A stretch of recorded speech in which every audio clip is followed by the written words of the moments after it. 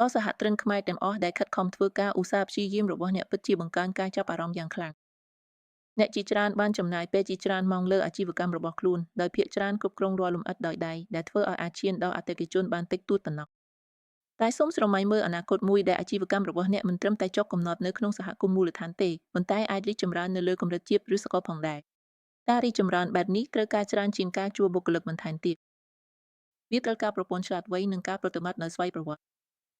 សូមគិតពី McDonald's ម្ដងពួកគេមិនបានយកគំហូបទៅដឹកជញ្ជូនផ្ទាល់ទៅជុំវិញពិភពលោកទេប៉ុន្តែម៉ាកនិងប្រព័ន្ធរបស់ពួកគេគឺមានសក្តានុពលសកលតាមរយៈប្រព័ន្ធផ្ដល់អាជ្ញាប័ណ្ណនេះហើយជាខាងពន្ធនៃការរៀបចំប្រព័ន្ធវាធ្វើឲ្យគំរូអាជីវកម្មរបស់អ្នកអាចចម្លងនិងពង្រីកបានយ៉ាងមានប្រសិទ្ធភាពដើម្បីឈានដល់ទីផ្សារថ្មីដោយមិនចាំបាច់ឲ្យអ្នកមានវត្តមានផ្ទាល់គ្រប់ទីកន្លែងទេវាជារឿងនៃការប្រើប្រាស់ប្រាជ្ញាបញ្ចប់រង្វិលជុំនៃការផ្លាស់ប្ដូរពេលវេលាជាមួយប្រាក់និងកសាងម៉ាកដែលអាចឈានទៅកម្រិតសកលបានពិតប្រាកដទទួលយកការប្រតិបត្តិដោយស្វ័យប្រវត្តិរៀបចំដំណើរការរបស់អ្នកឲ្យមានប្រសិទ្ធភាពហើយមើលឃើញចក្ខុវិស័យរបស់អ្នកពង្រីកឆ្ងាយជាងអ្វីដែលអ្នកធ្លាប់គិតអ្នកមានសមត្ថភាពក្នុងការបង្កើតមរតកដ៏អស្ចារ្យដែលមានអាយុកាលយូរអង្វែងឲ្យប្រព័ន្ធក្លាយជាមូលដ្ឋានសម្រាប់ដំណើរអស្ចារ្យរបស់អ្នកចាប់ផ្ដើមរៀបចំប្រព័ន្ធថ្ងៃនេះហើយបើកចំហសក្តានុពលពិតប្រាកដនៃអាជីវកម្មរបស់អ្នក